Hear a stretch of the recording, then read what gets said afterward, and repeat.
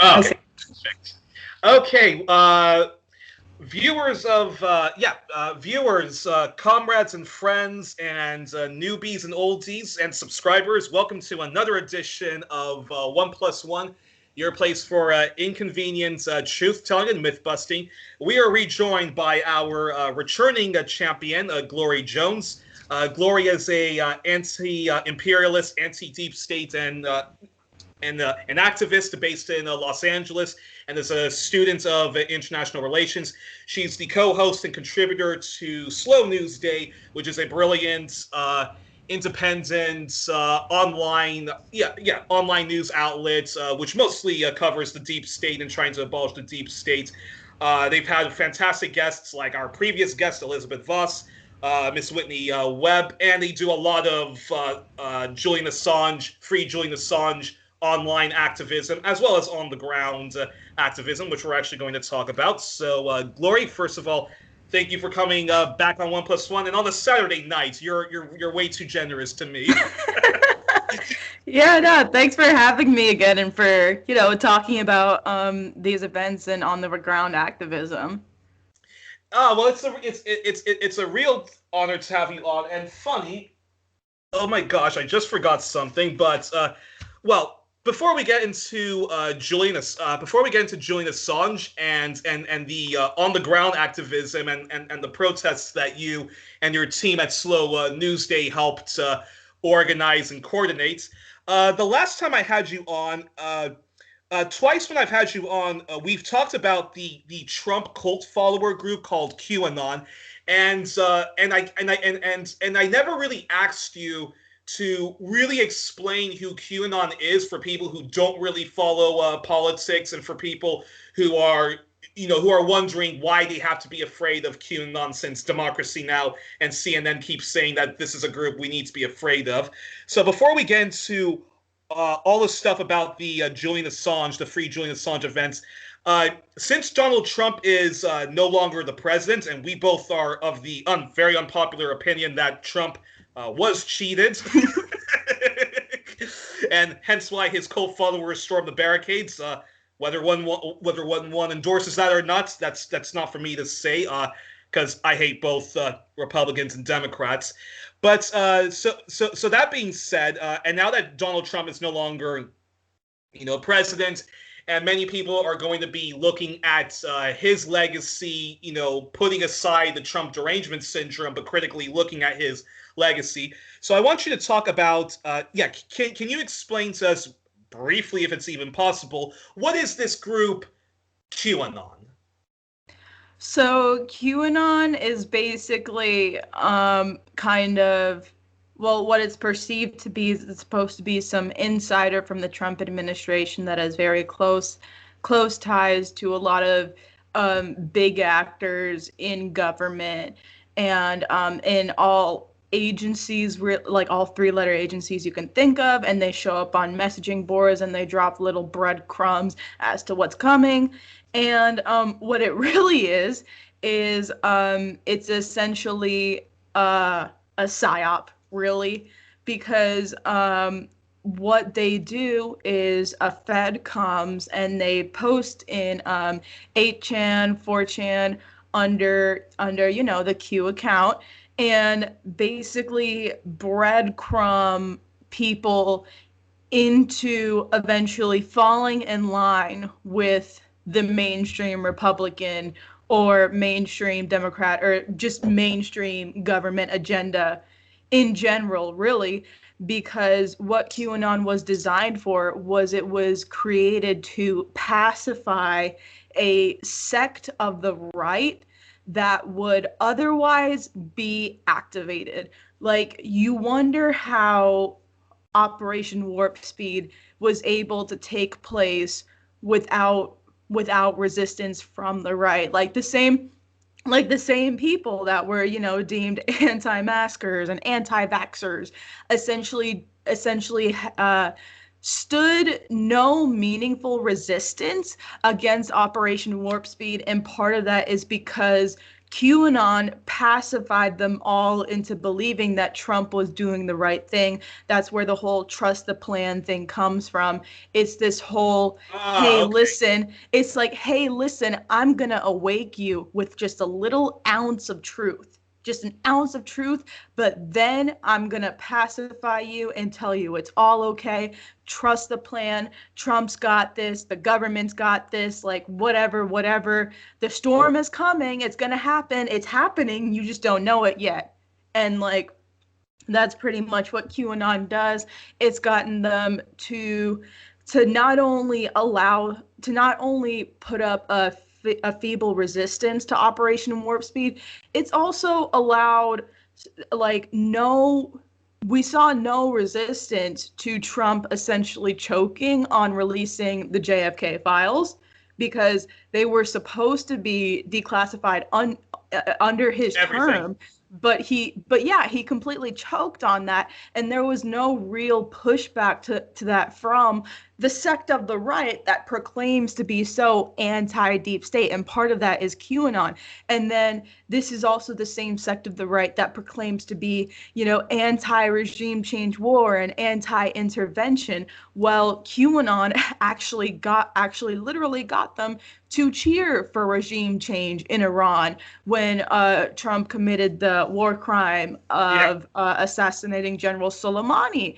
And every time you see these people that proclaim to be awake, that tend to know, like, a legitimate part of the truth, because there is a lot of legitimate truth to child sex trafficking rings among the elite and to that kind of stuff. But QAnon only gives a part of that, and then it pacifies these people into not taking action because they believe that Trump is actually doing something against it, which he's not. He's actually empowering and participating in it. So that's what QAnon essentially is. Interesting. So they basically, kind of like when the fraud squad gaslights, gaslights us to be silent on imperialism, or when Bernie Sanders doesn't speak up for the man we're going to be talking about, so Julian Assange, or Bernie doesn't speak out on the war for oil in Venezuela, and when he does, he still has to slander Nicolas Maduro as a communist dictator. So that's, and of course, Bernie sheepdogs people into the Democratic Party and doesn't support the DNC lawsuit, and we see the fraud squad become very much not the not the socialist reformers that people thought they were going to be, but basically just being what the World Socialist website calls the pseudo-left. So back to QAnon. Is QAnon basically doing the same thing when, okay, Trump is supposed to be Mr. Anti-Deep State, and he's supposed to be against wars in Syria, and he's supposed to be, for détente with Russia. Okay, he'll be a bit aggressive on China, but he doesn't want the pivot to Asia. QAnon basically makes excuses for when he appoints people like Mike Pompeo or the ghastly war criminal John Bolton and all these other professional liars, and then while Trump is supposed to be building this wall, they just continue to be making excuses for him, so is that what QAnon is? A bunch of gaslighters when it comes to the anti-imperialist, anti-deep state right-wingers? Yeah, I would say they're more or less the same thing in terms of sheepdogging, but I'd say that they kind of accomplish it through a little less than gaslighting and more so through like this convoluted puzzle game they play of making people feel like something's happening. It's like, oh, they're like that. Like Q will make a post that's like, oh, watch, like the storm is coming, and then a couple minutes later, Trump will say like something about the storm in his tweet, and then that's how a lot of Q's followers will make the association that like, oh, something's actually happening. So, but there is also a lot of gaslighting going on in terms of, trust the plan, trust the plan. And it happens especially when you get an issue like Julian Assange, because you'll get a lot of people that will follow QAnon that care about Julian, but then it'll essentially be a question of like, oh, no, stop worrying about him. Don't worry. It's all in the plan. Trust the plan. Like Julian's going to come here and he's going to be absolutely fine. Like, or like QAnon doesn't even get their narrative on Julian right, because it's either like, oh, no, don't worry, Julian's perfectly safe, or it's straight up, oh, Julian is deep state, just like everybody else. Da da da. So like, it very much discourages activists on the right to take action to help to resist the prosecution of Julian Assange, which, as we know, the espionage charges were officially unsealed during the Trump administration. So yeah, it's like they'll gaslight you, but there's also like a lot of weird word puzzle play that goes into making people think that they're getting some of the truth. But you're right in the sense that like there's kind of these sheepdogging operations taking place on both sides. Interesting. And 1 second, I'll be right with you. Okay, I completely forgot something downstairs. Because we're going to be talking about Julian Assange, and I had my Julian Assange shirt. I had my I'm with WikiLeaks shirt. but we're starting this interview. It would be very awkward if I just left you alone just to like get it. But anywho, stupid me. But yes, free Julian Assange. I love Julian Assange. I really do love WikiLeaks, and if I was president, I would set him free and, also abolish the Espionage Act and the CIA. But anywho, so that's why you can't be president. That's true. That is very true. And I also have a Russian name, so I think that automatically like disqualifies me from even being a congressman because of all of the anti-Russia hysteria. Yeah. All right. So on to Julian Assange. Talk to us about the free Julian Assange solidarity events that you and Slow News Day were part of. Talk to us about this. And before I ask about which media outlets and which folks were there, just talk to us about what those events were that took place in D.C. and your place of Los Angeles. And well, go right ahead. Go. All right. So I'll start with our first day. Our March 17th essentially was an international day of action for Julian Assange, and the reason why we picked March 17th was because there's the hashtag on Twitter and Instagram and social media, hashtag Clovers for Assange, which basically a member of the anonymous community came up with just so Julian Assange supporters could really identify each other online. And then it was also just something as well to say, to kind of donate our good luck to Julian, because it was really, because it's, obviously something that he really needed.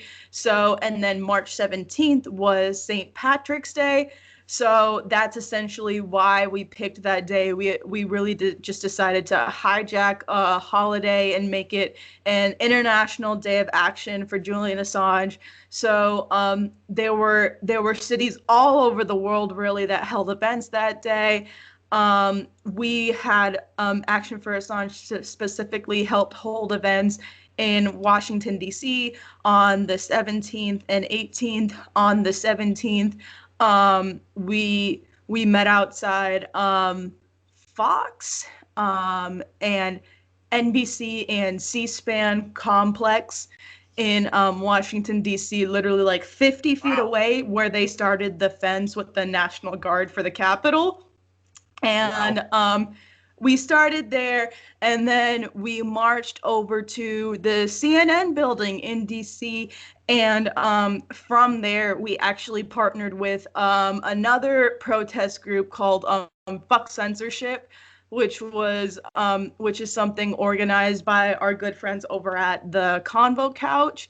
And they basically organized that as a way to kind of have this idea like a general strike where they go around partnering with other protests under the flag of fuck censorship, let's secure our press freedoms, and let's really band around that. And we did that. We marched through DC and ended at Google as well. And that day was just awesome because like it was St. Patrick's Day as well. So we were all like wearing green, and like we sported like little clover patches, and we're just making tons of noise going through DC. And then the 18th, was just a regular protest outside the Department of Justice, where it was actually raining. So turnout wasn't as big as it was on the 17th, but we still got a lot of people to come out in the rain in DC in March, which was really awesome.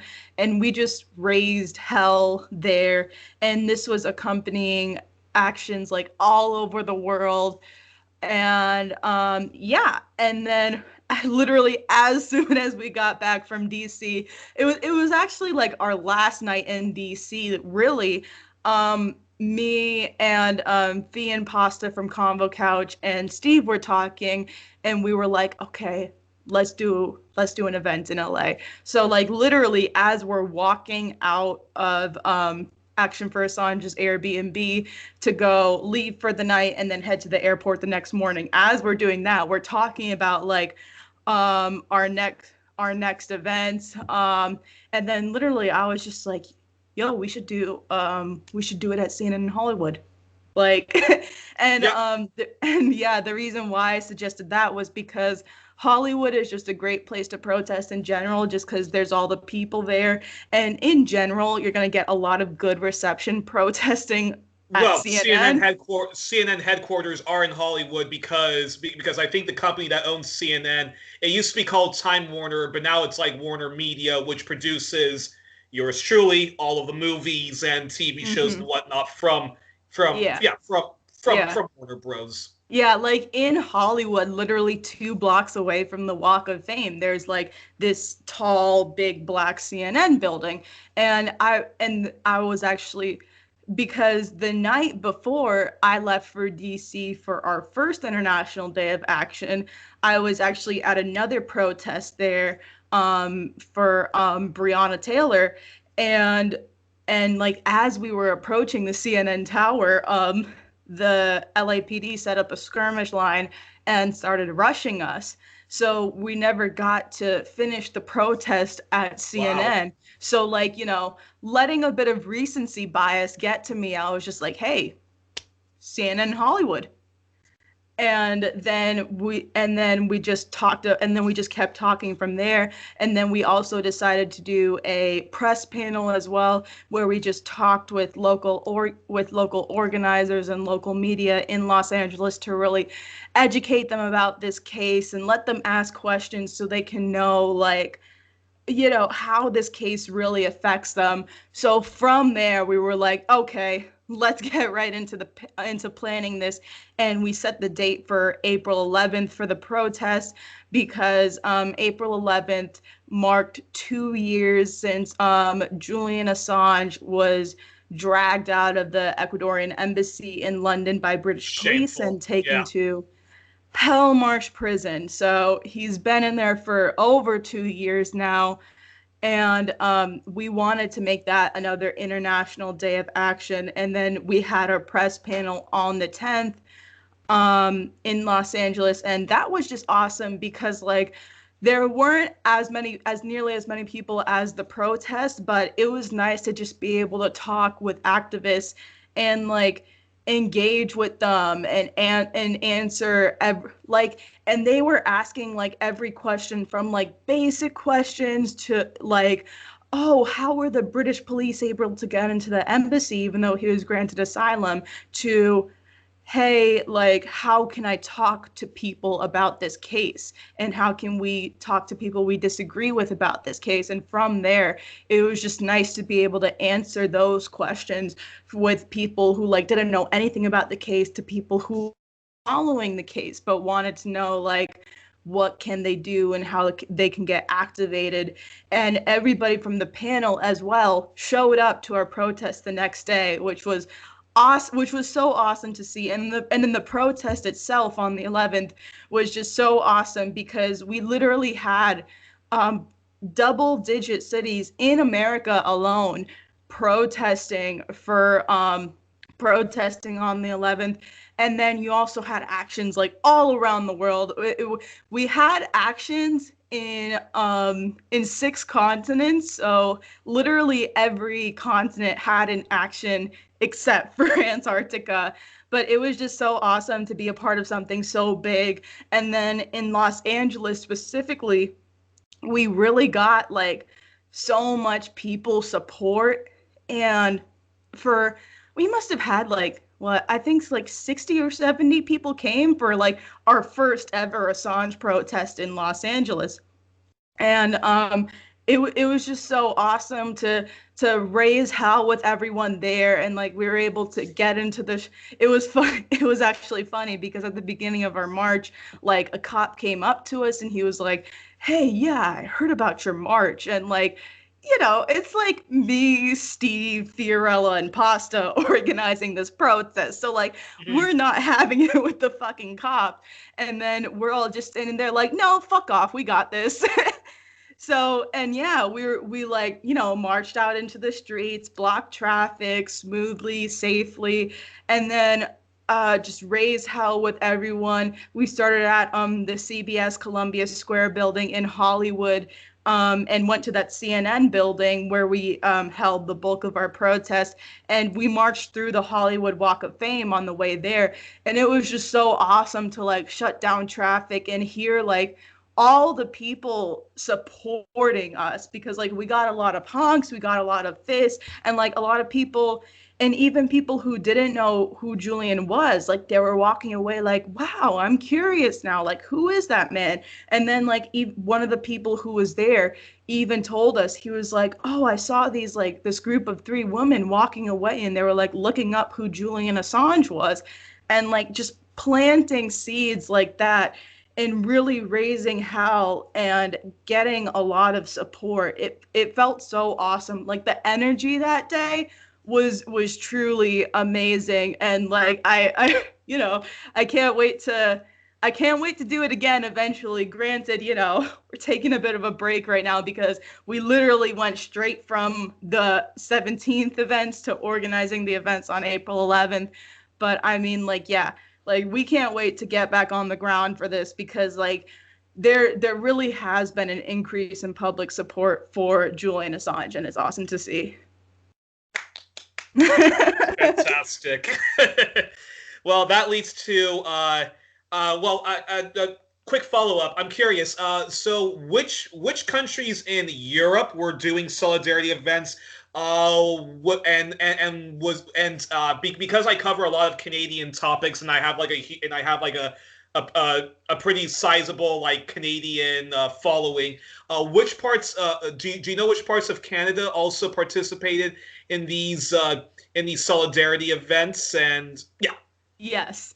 I can't remember all the cities because, like, you know, in a very awesome turn events, we had a ton of cities help. But in Canada, there was a protest in Toronto.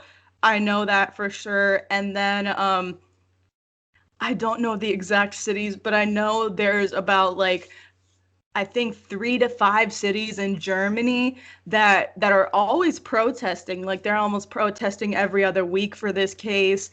Nice. I know in Amsterdam, Mark Lubers, who's an anonymous organizer, he helps organize stuff in Amsterdam. And then there's stuff in London, of course. The Team Assange in London is so awesome because like protesting is literally getting criminalized there, and they're Yes, just yes, that's true. yes, and they're just out there every day relentlessly like raising hell for this and like letting Julian know that we're there. There was also there was also an action in Mexico City. I think there was something in Nigeria. I think there was something in India and Italy. Wow. There were events in Australia, and then in Australia as well, there were people like hanging banners over their balcony that were saying like "Free Assange," which is pretty awesome. And that is those yeah, those are all the cities I can think of for now Well, that are outside of the US. But yeah. that's brilliant. However, though, media blackouts. This is what it's all about. There's a media blackout. There's an orchestrated media blackout because the corporate media and the corporate state media. When I say corporate state media, I'm talking about BBC in Britain, the CBC in Canada, the ABC in Australia, TVNZ in New Zealand, France 24. They're all just so viciously hostile towards Julian Assange. If they don't smear him, they don't they don't cover him. But that's to be expected from them. They're on the side of of the bad guys and and career climbers, except for the some of those honorable exceptions. But I want to ask about who from indie left media was there at all of these events, and which who were some of the indie media folks and indie left media that that were at some of these events or all of these events? Yeah, definitely. So, obviously all of MCSC network, which is which is what me and Steve are a part of over at Slow News Day, and Okay. what Combo Couch is a part of, Misty Winston and Jesse Zerwell from Facts on the Ground, Frank Analysis, and hope I'm not forgetting anyone, and Robby Yeager, who does a lot of financial investigating. That's kind of the politics wing of MCSC, and so everybody a part of that network was like supporting and helping organize and showing up to these actions. And then also for our DC ones, we had some people from Roar Media show up, which is based in Seattle. I'm pretty sure most of them are based in Seattle, or at least the ones that came to our event came to DC all the way from Seattle. And then we also had Ford Fisher, who was Uh-oh. DC. I think you can actually see him in my background. Yeah, Okay. that's Yeah, Ford. yeah. The one with the camera. Yeah, the one with the camera. And the hospital And mascot. Okay, awesome. yeah, and I'm trying to think of who else showed up for media back in March. It's hard to remember everyone, but yeah, that's who I can remember showed up for media wise. And then for our LA event, we had again people from Roar Media come down from Seattle to help support our event. And then we also had obviously the Convo Couch and Slow News Day. And then we had Kim Iverson actually come out to our protest, which was yeah, it was awesome to like nice. yeah, it was awesome to see her get on the ground. And like, I really appreciate her coming out and filming part of our protest and helping get that out there. It was just really appreciate people not only boosting the event but actually coming out when they can. And Ron Placone, He was Yes, another one who Jimmy Dore's friend and contributor, but because of COVID, he's mostly been focusing on Get Your News On with Ron. So wow, so Ron Placone, that's amazing. Yeah, and that's the only person I know. I know there was more people, and I'm forgetting about them, but those are kind of like the indie media, like kind of more well known. I feel terrible about saying that because I don't know, Yeah. but like, apologize for forgetting everyone, because we did get a lot of support from independent media, which was awesome. But those are the ones that I can remember showing up, and it was, yeah, like huge props to them for showing up, really. That's incredible, and it's funny because I recently because I've recently been getting lots of subscribers. My videos often don't get the views that that they probably should, even when I do get guests like a Margaret Kimberly of Black Agenda Reports, Eve Angler, or someone such as yourself and other outspoken truth tellers and myth busters. But a friend of mine was saying to me the other day, who's actually been on the program, Solomon Kamajan, was saying to me like to not worry about like how many views you're getting, how many shares you're getting, because if you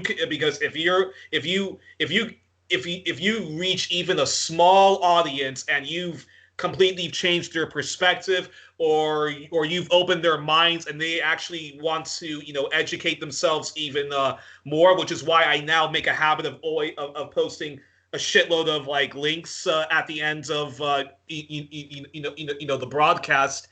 And he was and I think it kind of gets into, because I think the sort of independent media outlets, which I have to confess, I'm not familiar with a lot of the names you mentioned, but if they have a good sizable audience, it doesn't matter if they get like 200 views or something like that. They're reaching out to people, and they're making and hopefully getting people to act within local governments to free Julian Assange, or for any kind of social, racial, environmental justice movements, right? Yeah, no, definitely. Like that's what I'd say as well, just because like every little person you can reach, and like not even necessarily reach, but like kind of plant a seed almost, because that's how it is when you're on the ground as well, is you can't always like completely transform someone's worldview, but you can like plant a seed. And then every time you can do that, it makes a difference. And then even though you don't know how that effect is going to multiply out, it has to be done. And every once in a while you will get someone who like takes what they learned and then spreads it to other people, and then they spread it to other people, and then that's just kind of how the word spreads. Like, yeah, it can feel like slow, and it can feel like slow at times, but at the same time, you never know. Like, you never know what that seed you planted in someone else grew into. So I mean, I just kind of like to assume that it turned out well. That like I think even it did. I think it did. From everything you've just told me, I think it was a success. On top of the fact that you guys did quite a lot of live streaming and so forth, and those got yeah. many people, viewing, donating to your organizations, donating to Yeah. whatever organization, which is directly going into helping Yeah, Julian Assange. So I think it's definitely. safe to say. I think it's safe to say, if the late Robert Perry, who founded Consortium News, was alive, he would be proud.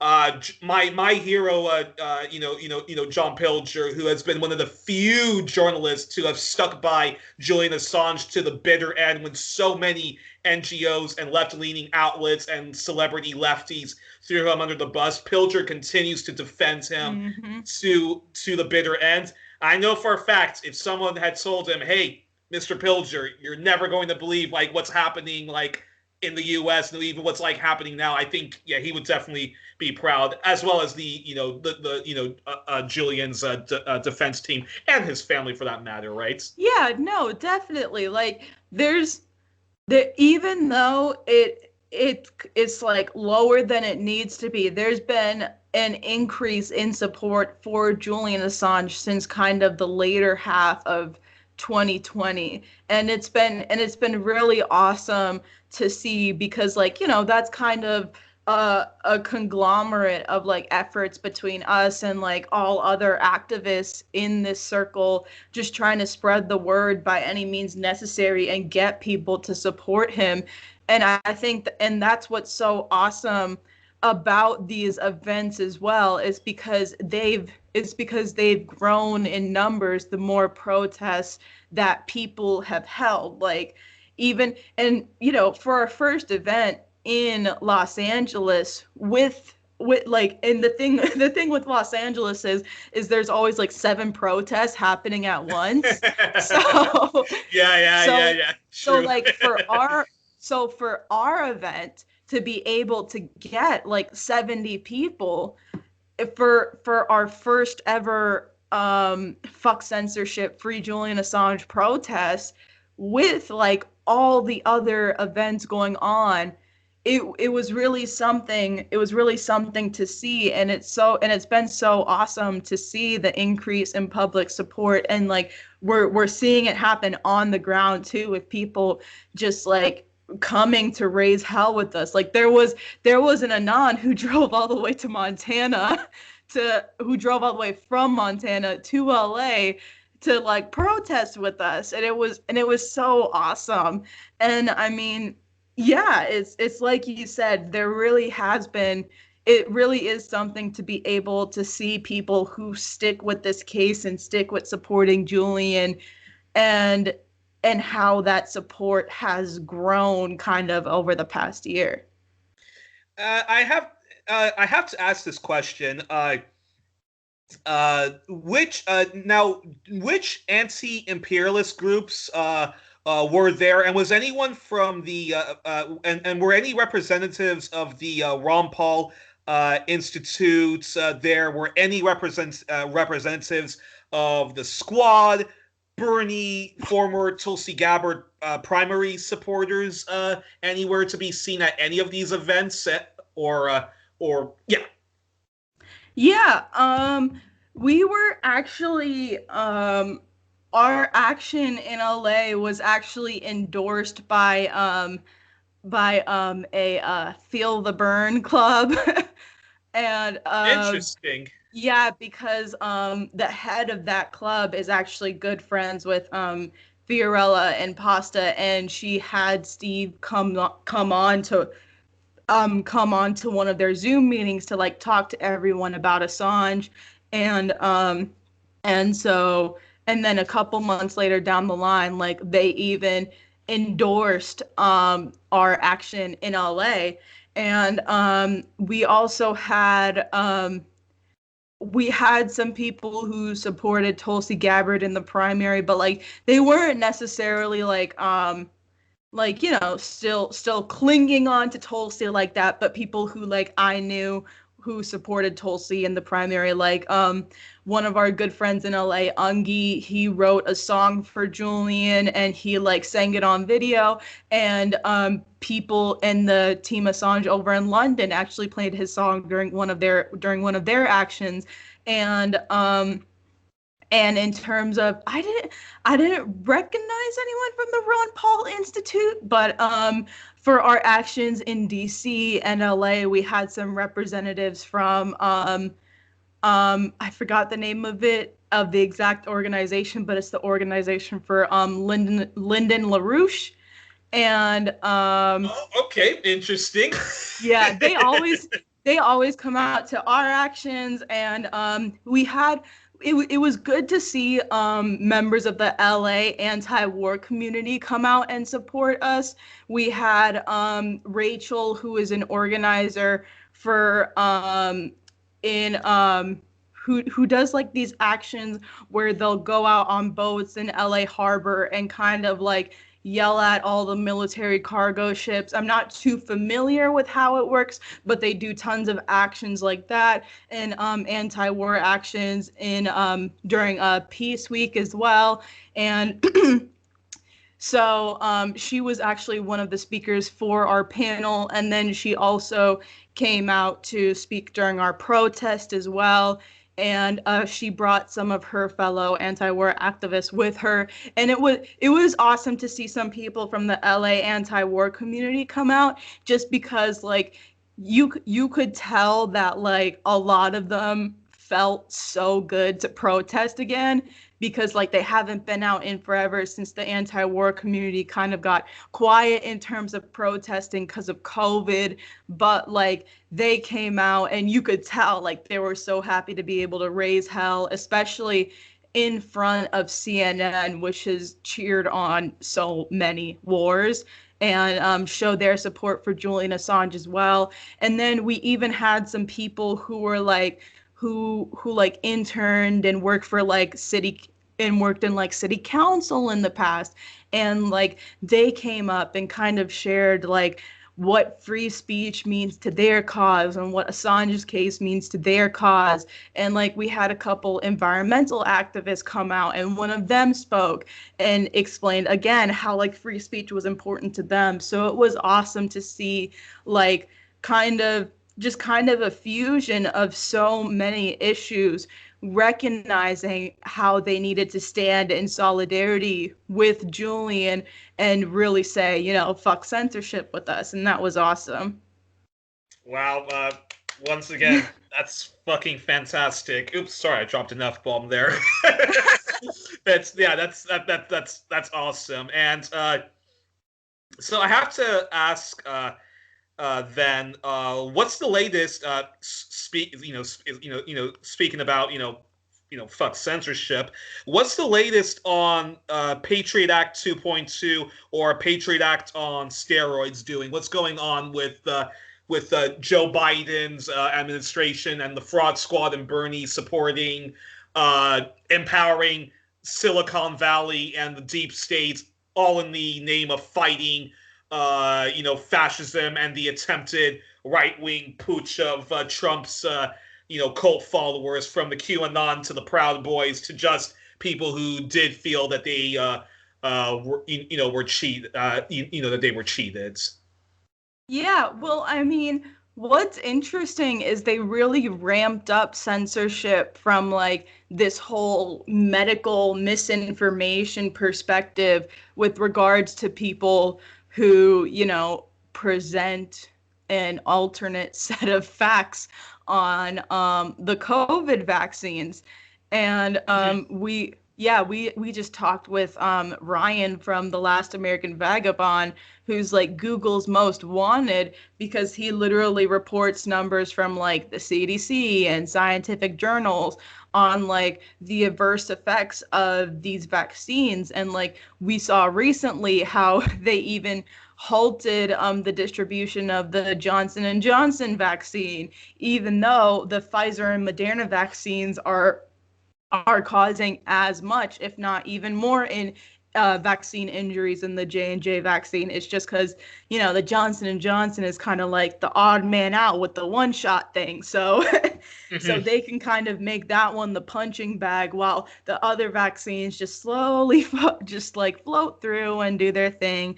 And there's a lot of narrative managing as well going around with regards to painting any sort of skepticism of the narrative into that kind of QAnon hole, and into this thing of, and really manufacturing consent to get people deplatformed, and to get people to just fall in line with accepting this without proper informed consent. And I forgot who wrote it, but there was actually a bill put forth on hate crimes, which did nothing to actually solve hate crimes. Rather, it tried to blend in any skepticism of COVID with, anti-Asian hate crimes because of the whole China virus thing. But the problem with that is they also wanted to lump in any skepticism of COVID, like with regards to the Wuhan lab and with regards to vaccines, as like anti-Asian hate crimes. And bills like that are currently in Congress right now, where people try to find new ways to slip in any skepticism of the official narrative as like a hate crime or as a conspiracy theory or as like incredibly harmful because it'll damage people and prevent them from getting an experimental vaccine. So, yeah, a lot of stuff going on there, really. Wow. So the avalanche of censorship, which you guys talked about with Whitney Webb twice before the election, and then post-election autopsy. So they're really going full speed ahead. It's not even just one blanket law. They're going to expand the Patriot Act, or they're just coming up with all sorts of different laws, which is going to silence anyone who's a critic of Joe Biden, silence people who are legitimately, because I know we have our differences on on COVID and how to tackle it and what should be the response to it, but I know for a fact, one thing I do agree with you, Manitox, Vanessa Beeley, and others, is that the powers to be are weaponizing COVID to push through more shock doctrine policies, more reactionary policies, and they are only bailing out the 1%ers and not the 99, the global 99 percenters, and they are propping up dodgy medical solutions, and we can get into the Astra Zeneca thing if we if we have time, but basically, Whitney Webb, the only one who I sort of was kind of okay, let me see what Whitney is doing with all this. She was basically the one who kind of came from an objective point of view, which is, okay, let's say that this is a real crisis. Okay, I'll give you that, but the powers to be, the deep states, are weaponizing COVID to push through more reactionary shock doctrine policies, and they are propping up very dodgy medical solutions. And of course, we know that the FDA, due to money in politics, Citizens United, and so forth, the FDA is corrupt because it has the people they're supposed to be regulating, controlling all of it. And then, of course, Johnson and Johnson and Pfizer. It's not uncontroversial to say that they all have a very bad track record. Big Pharma has a very bad track record when it comes to human rights abuses. But now, if you even say that, you're deemed an anti-vaxxer or a vax denialist or a COVID denialist, and I'm certainly no COVID denialist, not even a COVID minimalist. But it's just fact that we should be very afraid of very rushed medical experiments and all that jazz, even if this is this is a very highly infectious disease, and we are still in the midst of a pandemic. Well, right? I mean, and you consider how like countries in the global south handled this whole pandemic, like without vaccines. Like there were several countries in Africa, like Tanzania, which handled COVID fairly well before the AstraZeneca vaccine was ever being distributed to them.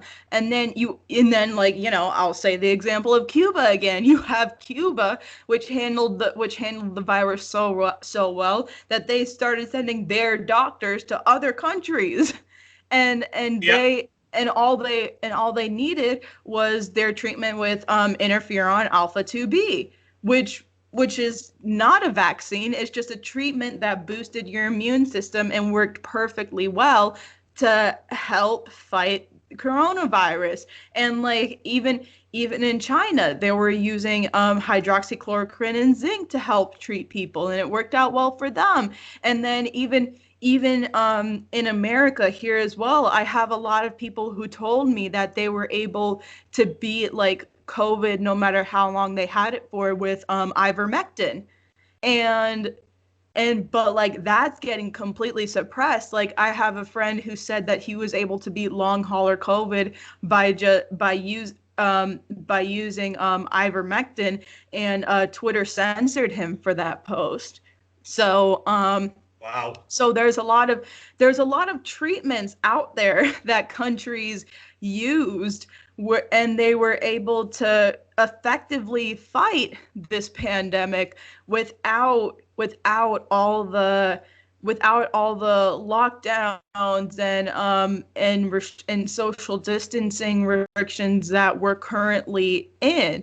Like you look at the discrepancy between how the West handled it versus how the global South handled it, and you wonder like what broader agenda is at play, especially when you have Western countries trying to bring their vaccine, namely the Astra Zeneca vaccine, to countries who handled the virus pretty well. That's a perfect segue. Well, actually, you know what? Since since you already talked about censorship when it comes to COVID, very briefly, if you can, but before I get to these other important questions and the whole censorship of thoughts and the suppression of truth, can you talk to people about because a frequent guest on Slow News Day is Whitney Webb, or Miss Webb as I call her, and can you talk to us about her investigation into the institution at Oxford, which was involved in funding and developing the AstraZeneca vaccine, and why people are dying in droves? Or maybe not dying in droves, but are dying from Yeah, it. no, I got you. And of course, many countries are saying, whoa, timeouts. So yeah. Yeah, well, basically, a lot of the key players in developing the Oxford AstraZeneca vaccine, they had ties to the Galton Institute, which is a fancy rebranding of the British Eugenics Society. So like they have like there's TED Talks with some of the developers of the vaccine where they're talking about like, I think it was combining human DNA with like chimp DNA and like crazy stuff like that. And then you translate it to these people, which and Jeffrey Epstein funded all these programs as well with deep state money, and they all believe in that creepy transhumanism stuff, right? Yeah, definitely. There's a lot of ties between there as well. And there's a lot of ties in general between the agenda to get everyone jabbed with the Fourth Industrial Revolution and the Great Reset, per the manufacturers of the Great Reset's own words, like Klaus Schwab and all of them. They've said this multiple times. So yeah, and then when you consider that the AstraZeneca vaccine was banned in like 20 countries now because of all the side effects happening and all the vaccine injuries and their ties to like blood clots being found. They were even testing the vaccine on children, and they had to halt that as well because of the side effects, despite the fact that like children don't really need the vaccine. Like their immune systems are perfectly healthy. Like they're the least at-risk population in terms of getting coronavirus. And so like the trials on them were halted, and the AstraZeneca vaccine was banned in several countries at this point. So it's just it's really something to think about how this is the one that's also being marketed and distributed to the global South in droves. And there were even like African leaders themselves, like the late John Magufuli in Tanzania, who who like kind of resisted this agenda and didn't want the vaccines to come, and then he mysteriously disappeared, and then when he came back he died from a heart attack a couple days later. Wow. So yeah, it's insane. It's like, I'm by no means like an anti-vaxxer, but like there's a clear agenda with these COVID vaccines, and I think it's worth looking into it and investigating it, and eventually like kind of resisting it, really. And that's a perfect segue. Then I'm also going to put links into Whitney's other investigations into the very dodgy rolling out of Operation Warp Speed and so forth. But on the issue of censorship and the suppression of thoughts and fake news. I wanted your opinion on this, and we don't have to talk too much about it. But what are your thoughts on Tulsi Gabbard and her short legacy, if she even has a legacy in Congress, and how do you assess Tulsi Gabbard and the very, very extreme hostility that the supposed left, or what I call the pseudo-left or the social imperialist left, have on Tulsi Gabbard? And can you comment? And this is probably going to be controversial because I really want to get these two people on my show, Abby Martin and Robby Martin. But they were also, they are the most outspokenly anti-imperialist voices, but they were so anti-Tulsi Gabbard that I just did not understand where that was coming from. even though, like, hey, I'll admit Tulsi Gabbard is not, it's not perfect. Some of her, some of her views on abortion and how and how to champion trans rights. I do have problems with that. I do think that she should probably be much more outspoken on the current government in India, but I think there was a lot of Hindu phobia that was leveled against her in the institution of the American Hindu Association. But anywho, anyways.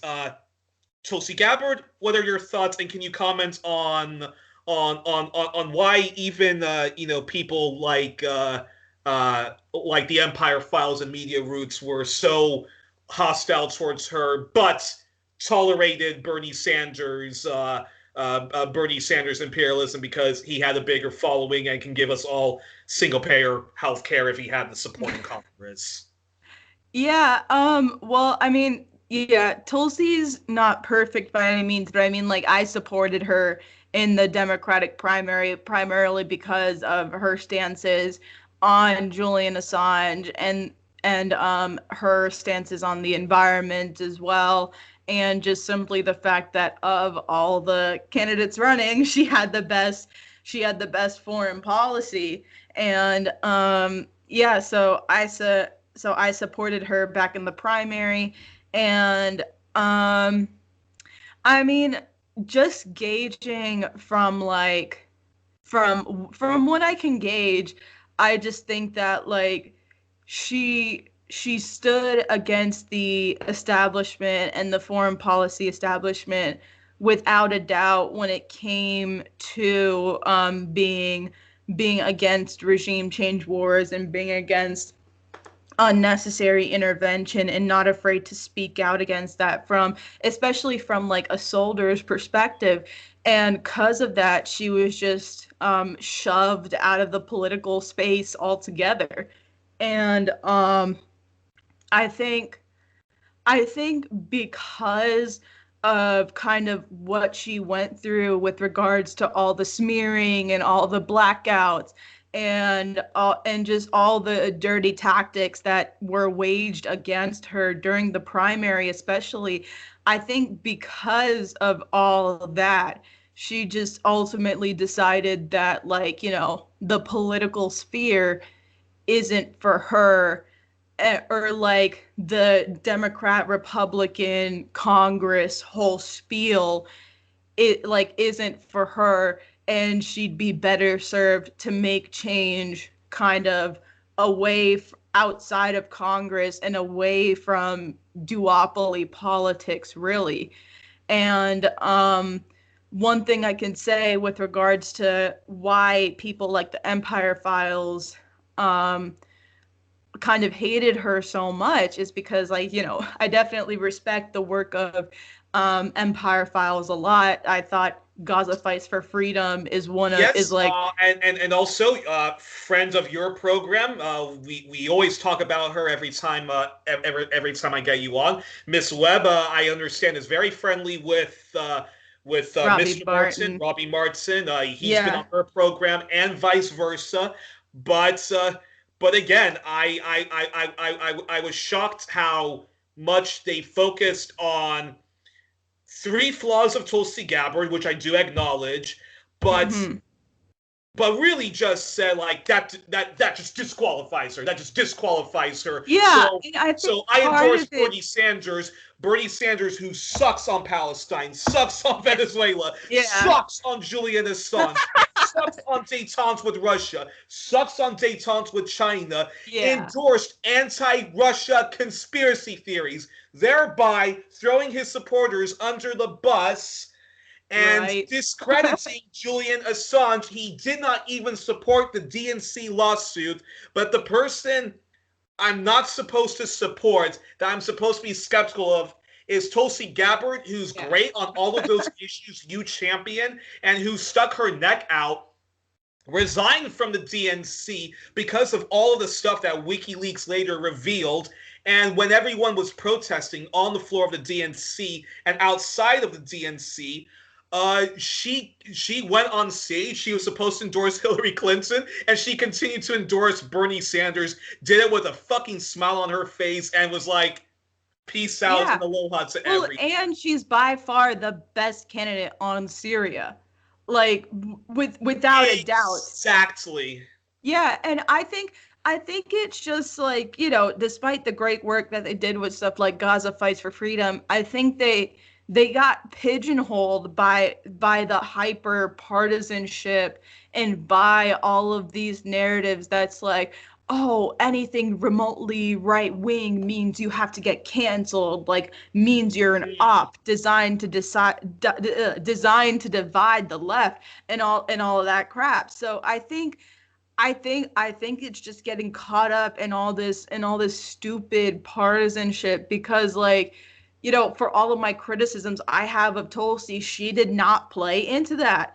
Like, there were people. She continues not to play into that. There were and there are people on the right and left that hate Tulsi, and like she didn't care. Like she did not fix her narratives to appeal to red team or blue team. Like even though she was a Democrat and she kind of stayed that way until leaving Congress, she did not play a lot of the partisan game.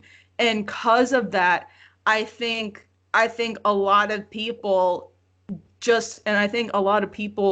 can't do that themselves. And I think, the Martins, even though Abby Martin has done great work, I think she can't do that. Like, she plays the partisan game to a T. And even though it's not with the Democrats, it's with Team Blue. It's with Mike Prysner and PSL. And you kind of get pigeonholed into one ism, into like ideological purity, into like any step outside of this ideological line means you have to get canceled. So when you fall into that, then it leads you to do something like irrationally hating Tulsi Gabbard, even though you support Bernie.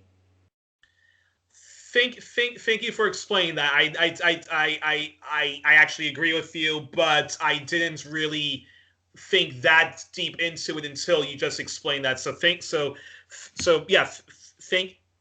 saying that. Of course. Open and I'm just going to say, once this goes on YouTube and I share it across Twitter and Facebook, to Miss Martin or her brother, Mr. Martin, if you both would like to come on 1+1, or maybe Slow News Day wants to organize something where they invite me and they invite one of you or both of you, so that we can have a very rational and I hope polite conversation about Tulsi Gabbard. It would be an honor if Slow News Day organized it, and it would be an honor if I could organize something like that. But I'll leave it up to them. And that said, Glory, it's funny. I've had 5-hour-long conversations with past guests, with a past guest on the show, but I won't I won't say the name because I don't want him to get in trouble by the social media vigilantism. But we were talking about the problems with the left in Europe, the problems with the left elsewhere, and why can't we get the left to unite? And I think the first time I interviewed you, I remember saying to you, why is it that when I look at your program, I don't agree with all of you, with all of your with you and the team's entire assessment of coronavirus. But that said, that's one disagreement when it comes to anti-imperialism, anti-deep state, Julian Assange. I'm going to focus on those things I agree with you on. And if I want to disagree with you on COVID, I can respectfully agree to disagree and maybe organize, a rational conversation about it. So, and I just don't get why we're not, on that. Even though I didn't support Bernie Sanders the second time around, I knew for a fact he was great on the domestic agenda, and therefore, I'll defend him against people who say that he's too far left, even though I don't agree with him on imperialism. But I know that if you just get the right person in his ear, you can push him in a good direction. Jeremy Corbyn, for example, was great on the domestic front. He started to suck on the imperialism. That said, if I had to have voted for somebody in the general election, I mean, locally, I would have voted for the Socialist Equality Party, but I probably would have just voted for Jeremy Corbyn just because the alternative was Boris Johnson or Boris Johnson.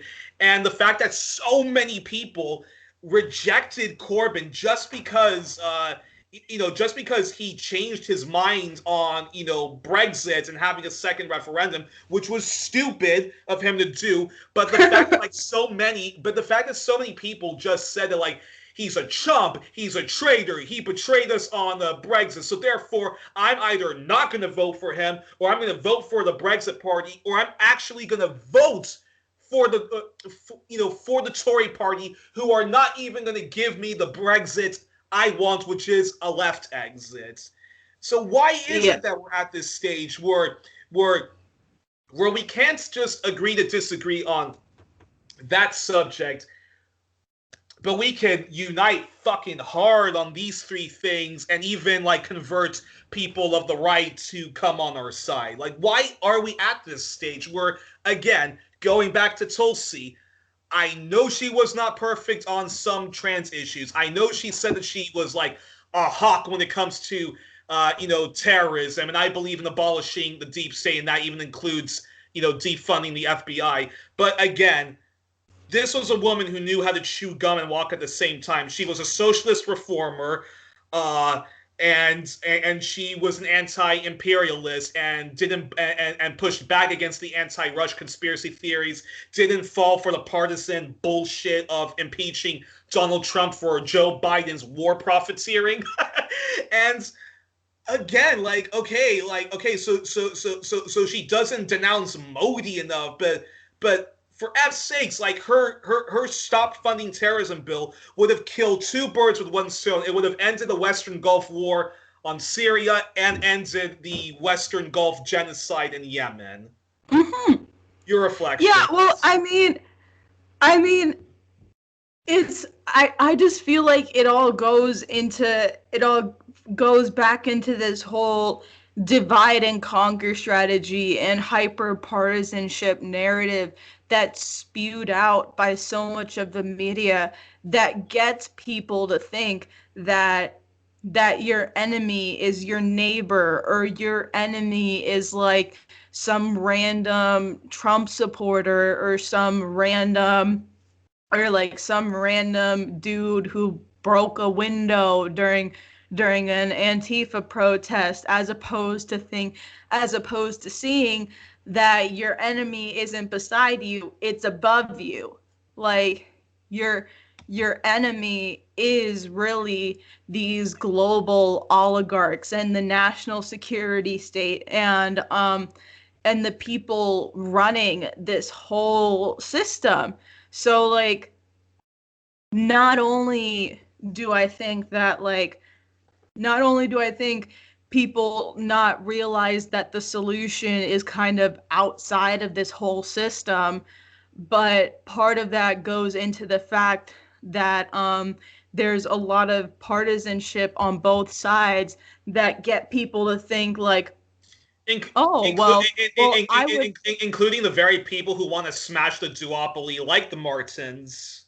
Yeah, there's a lot of people out there that think like, oh, well, I would rather vote for and sheepdog for a Democrat than have to organize with this poor dude who is a Trump supporter, or like, I would rather completely buy the FBI narrative on January 6th rather than admit that not every one of the hundreds of thousands of people at the Capitol was a Nazi. That's what this whole divide and conquer narrative and these hyper partisanship narratives do, is they get people on both the left and the right to think that their enemy is the other side, rather than it's the one that manufactured that narrative, rather than it's the military industrial complex or the police state or the national security state or these global oligarchs that the police are servants of. So it's just a lot of people falling so much into their respective team sport politics that they don't realize that they're being endlessly sheepdogged into the very system that's killing them.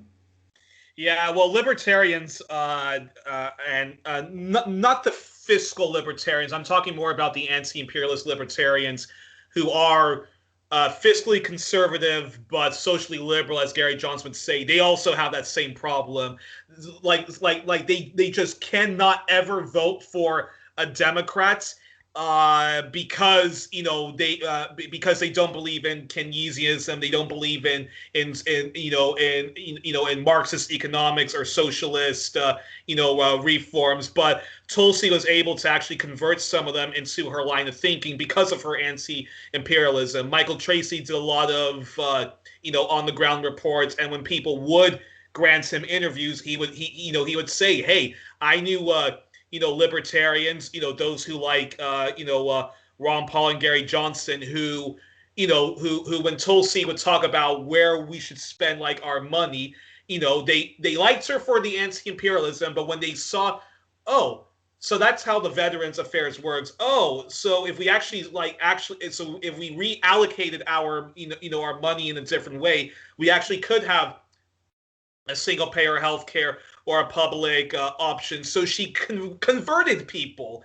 But apparently, if you reach out to military people, and if you go on, Fucker Carlson or Breitbart, or you're even or somebody like the right wing populist website spiked online when any of those people say, hey, I like Tulsi because she doesn't really get into cynical identity politics. And you know what? I actually am anti-war, so all power to her. But apparently, Tulsi's an enabler of Nazism when she reaches out to those people and doesn't look at them as, a basket of deplorables. What's your response to that? Yeah, I mean, like, I more or less agree with that. Um, just like, yeah, I'm just tired of like all the team sport politics and all the people that play into that, despite the fact that they know better. Like, there's a lot of people out there that really do know better, but because it's easy and it's profitable to play into team sport politics, like on the left, it's easy to play into that whole everybody I disagree with is a Nazi type stereotype. And on the right, it's easy to play into the culture war BS narrative. Like, it's and like I Yeah, know like because they hate us because we're cultural Marxists and we're social justice warriors. To which I say that's a fantastic compliment. Thank you. Mwah. But yeah. yeah. Yeah, it's like I'm very much like I'm very much against this system, and I don't think our solution can be found like within it at all. And I'm also like nonpartisan as well, and I'll approach like right wingers and they'll immediately be like, "Oh, hi Antifa." It's like, "No, I'm post partisan. I'm not Antifa." Like I know you're trying to paint me into a box, but it's not gonna work. So there's just so many times where like people on the right and left know better, but because it's easy, because they're in that comfort zone, because they don't want to talk to people who disagree with them, because they lack the strength of character to be able to talk to people that disagree with them and still hold their positions and still be able to educate the other person. Because of that, then it's easier for them to play into team sport politics. A sad state of affairs, but one can only hope but one can only hope from what I gathered is that there wasn't that at the Assange events that you guys organized, Yeah. right? And it was so amazing to have it like that. It's like a breath of fresh air every time we go to those events. Then one last question then on Tulsi and how to advance the anti-imperialist movement and all of the other people power movements. You mentioned that you feel that federal politics is a dead end street and that Tulsi just could not deal with the hostility she received and the lack of solidarity she received from Bernie Sanders and the Fraud Squad. But now my hero Ralph Nader, one of the best presidents America never had, 4 times over. Now he would say to you, Glory, and to others who feel that federal politics is a dead end street. He would say to you that you can't do that because these people do have power and they do affect our lives, and we do need people in the in Congress or in Westminster or in Canberra or Ottawa, because if you get a lot of good people, even insincere people, but people who respond to people power movements in those positions, sky is the limit. As he would say, breaking through power, it's easier. It's easier than you think. Rather than this whole, I'm only going to act locally and then think globally afterwards. So how would you respond to Ralph Nader, who says that it's important, the whole local politics, but we can't just give up and say that like federal politics is a dead end street given the climate crisis and all that stuff. Yeah, well, I mean, to that, I just say like everybody.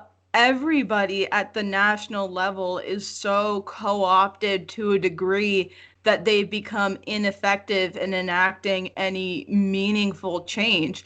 And it's like, we might get some good people in there. We might get like a Kshama Sawant in there, but the fact of the matter is we don't have time to wait for more good politicians to get into the system. We don't have time to wait for enough progressives to get in so they can finally stand up to Nancy Pelosi. Like we don't really have enough time to be playing within the system, especially because there's so many times where you see people get into the system talking about how they'll reform the system and how they'll change the system, but the fact of the matter is, like the system changes you before anything. And like there's so little cases when I can legitimately think of people who, moved to the left once they got into the Congress, or people who were able to maintain like some sincerity while they were in Congress. Like you see people, even while they're just running their campaigns, you see them self-censoring and refusing to say Julian Assange's name. It's like, okay, if you're already compromising now, what's going to happen when you're actually in Congress? It's going to be even worse because you're going to have even more things going at you, and before you know it, you're going to be an establishment politician again. Because if you keep thinking to yourself, oh, I just got to play the game and then I can do this. Oh, I just got to play the game and then they'll let me go wild. Well, at the point where you can finally go wild, you're already a part of the establishment. You're already completely acting like an establishment politician. And even if you do make it to that point where you can enact meaningful change, by then it'll already be too late.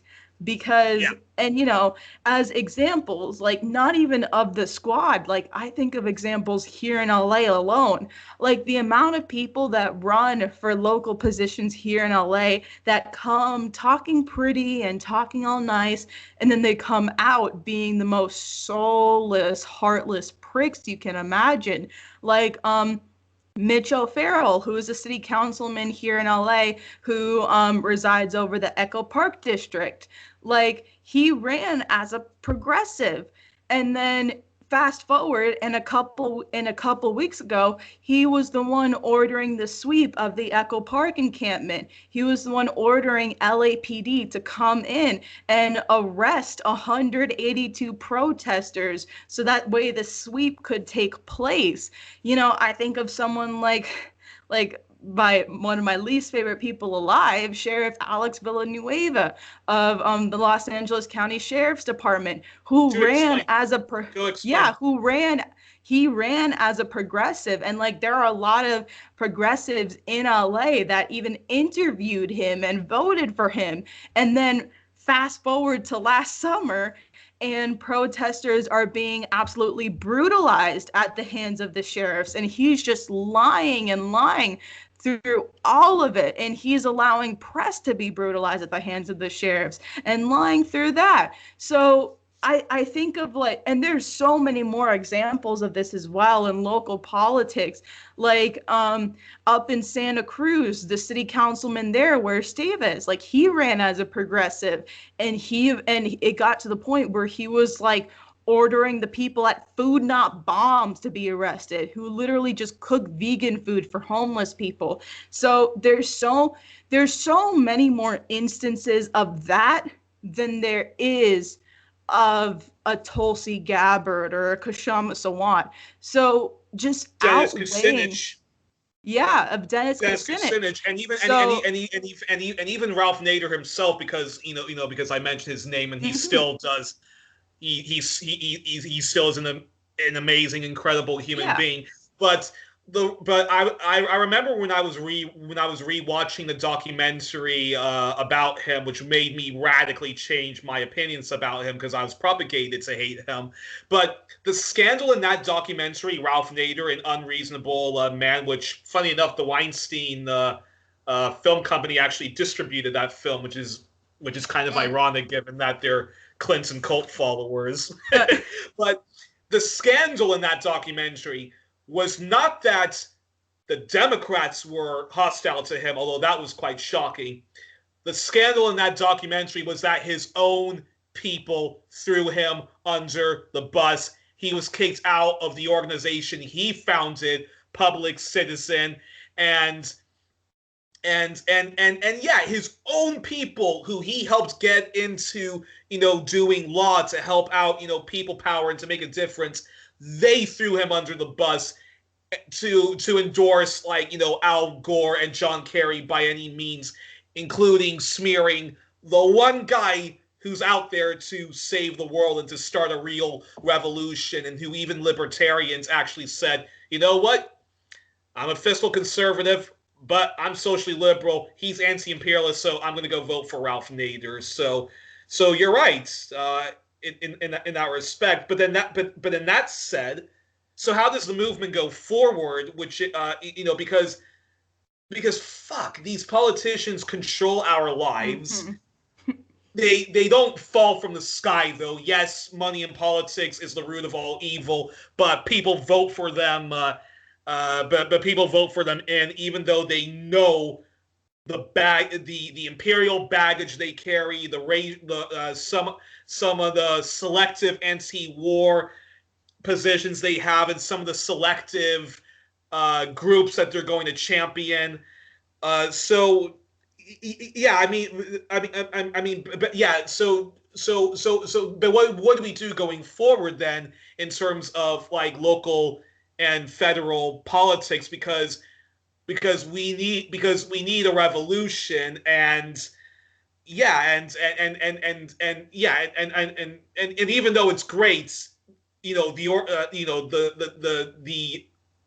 the stuff that you and Slow News Day has been doing, but it's but we still need power to respond to that, and power to say, wow, okay, wow, we have to actually respond and actually free Julian Assange, give people a single payer health care, and have a proper green New Deal, not a business friendly anti-green deal.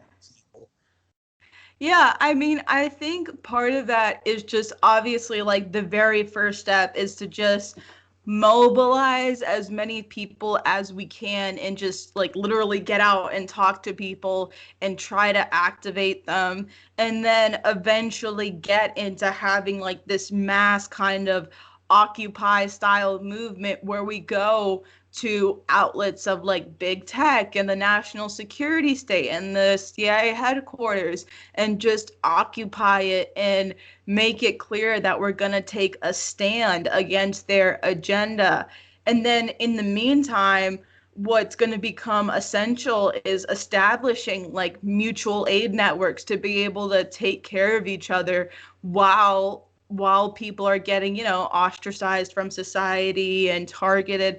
There's a lot of people that are working on, building their own communities outside of major cities, like Derek Bros from T-Lab. He's working on something in Mexico, I think it is, that's a mass decentralized community. And then Steve is going to start working on something as well, where he building kind of these little communes outside of major cities where people can become self-sufficient in their own way. So it's just going to be about connecting and trying to decentralize our communities and establish mutual aid networks, and then go and protest this system.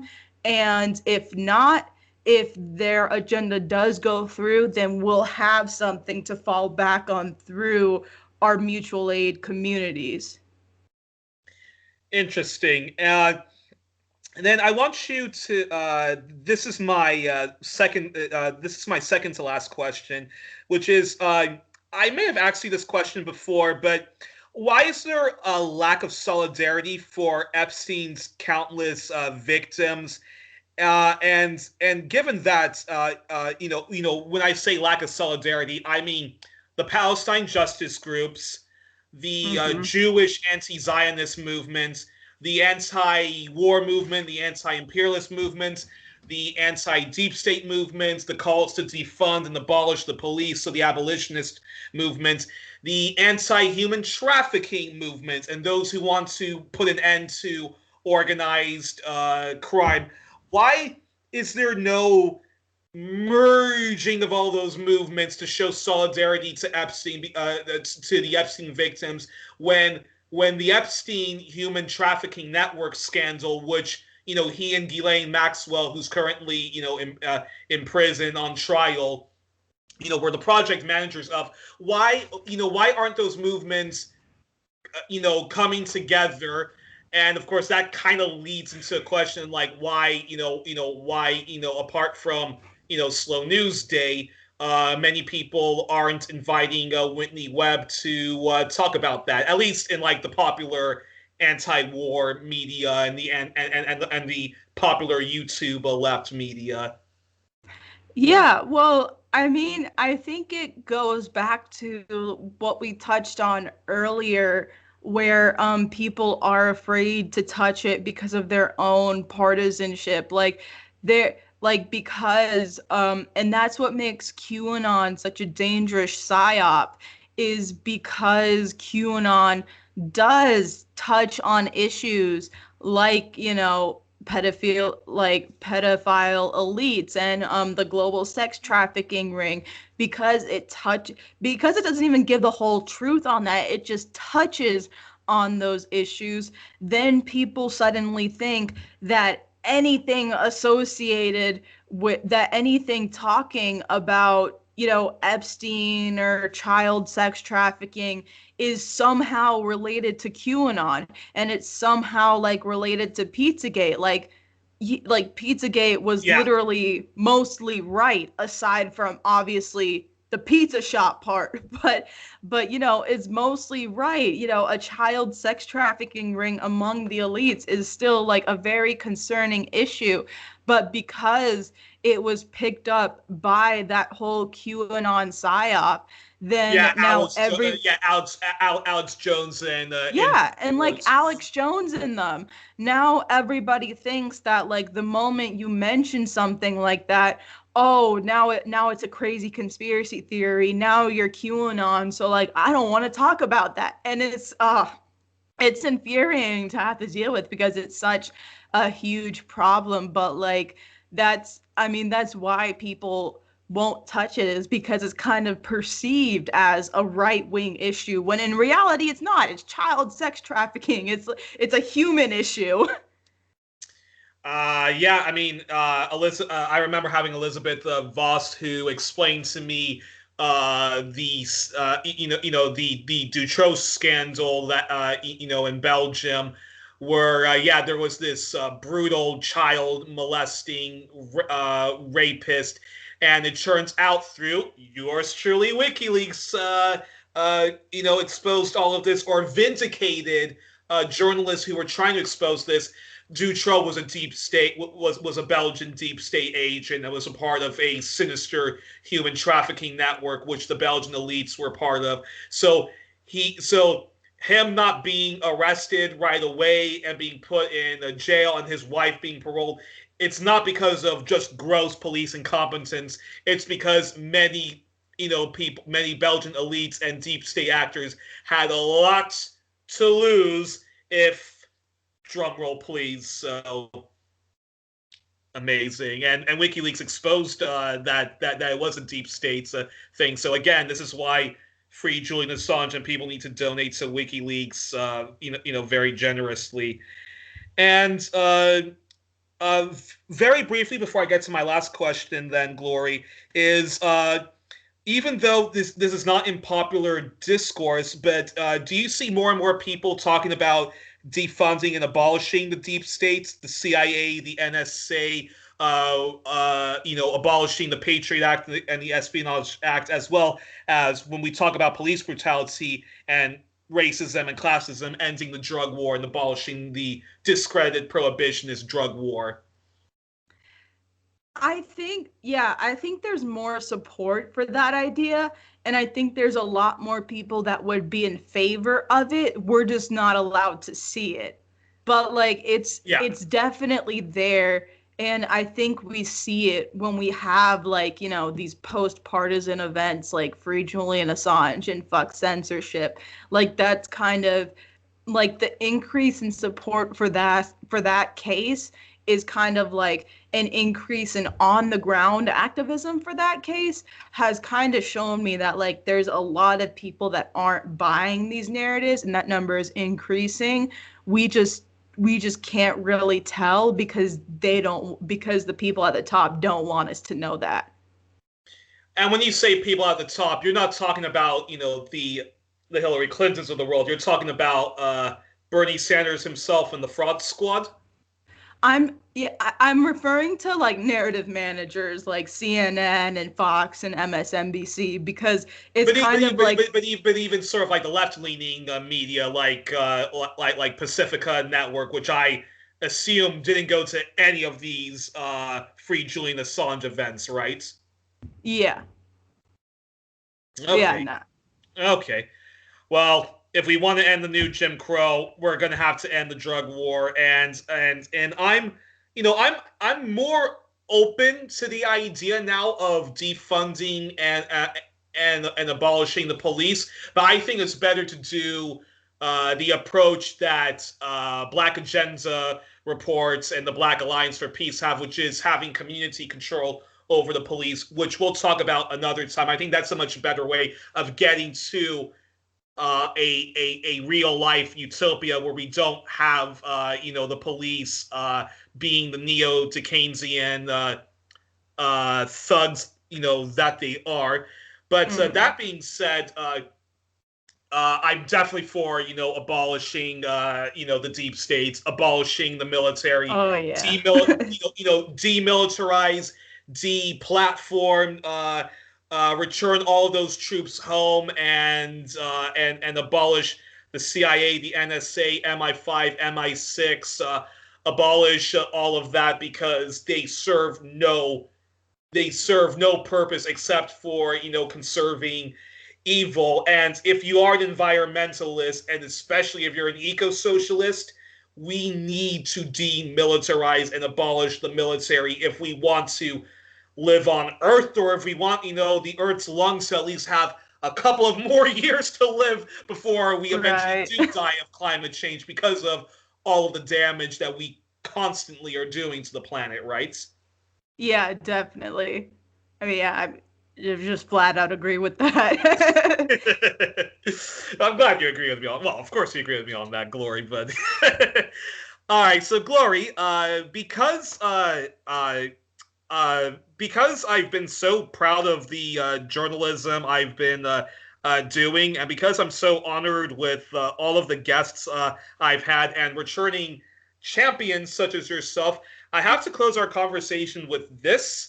Last year, a hero of mine passed away, James Lipton, who did the program Inside the Actors Studio, where he interviews, actors and so forth. And I'm a big film buff, and I was very saddened by his passing. I was also quite saddened to an extent on Larry King's passing, because I feel if you want to, learn how to approach interviews and questions, you can learn a lot from Larry King, even if you don't agree with his personal politics or who he gives, a platform to. But then again, you could probably say the same thing about Joe Rogan. But James Lipton passing away was a huge blow to me, because I love because I love movies and so forth. And he used to always end his shows with this questionnaire. So I want to end this program by doing that questionnaire, which is my tribute to James Lipton and rest in peace to him. So I'm going to ask you these questions, and please do answer them. So this was the questionnaire done by his hero, Bernard Pivot. So here it goes. So Glory Jones, what is your favorite word? I'm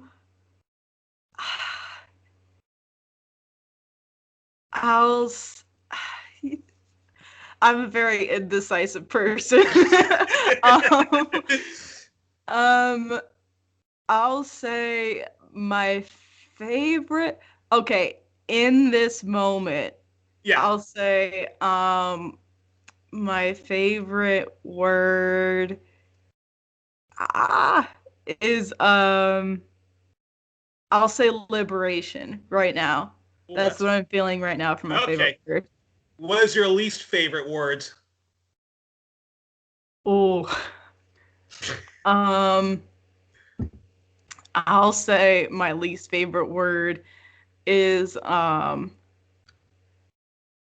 what's you know what is chud.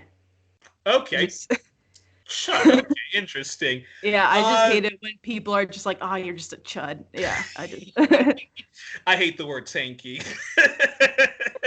uh, what turns you on, excites you, and inspires you, and turn you on not in the sexual context, yeah, but like yeah. yeah, what's yeah.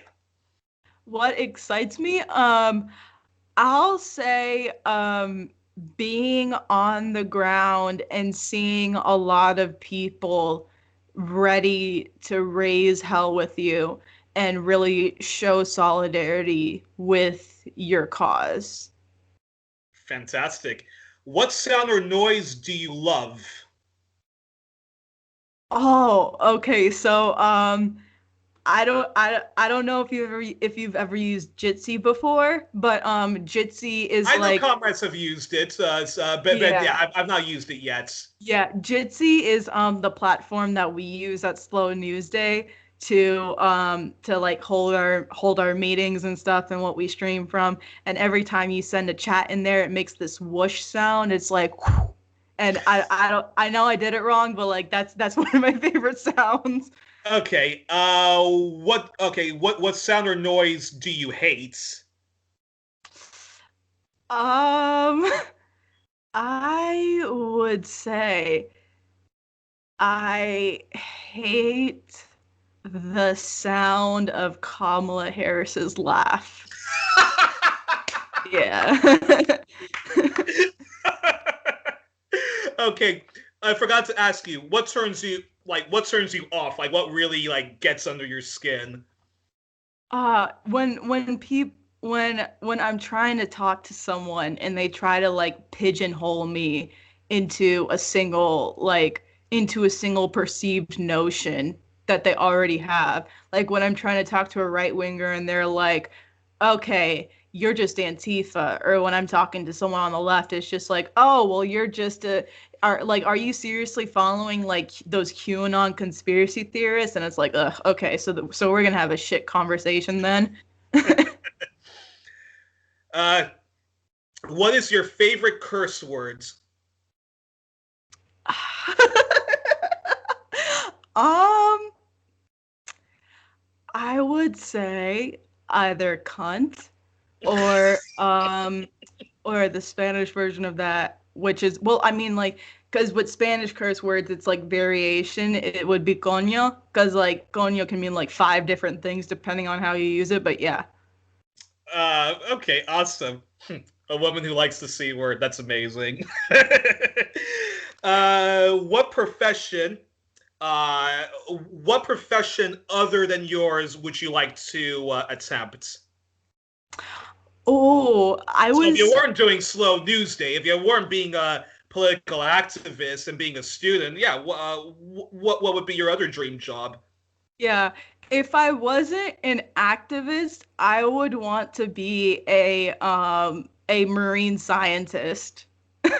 Marine scientist. All right. Yeah, I was You play. I was actually really torn when I was first picking a major. I was really torn between whether I wanted to major in international relations or marine science.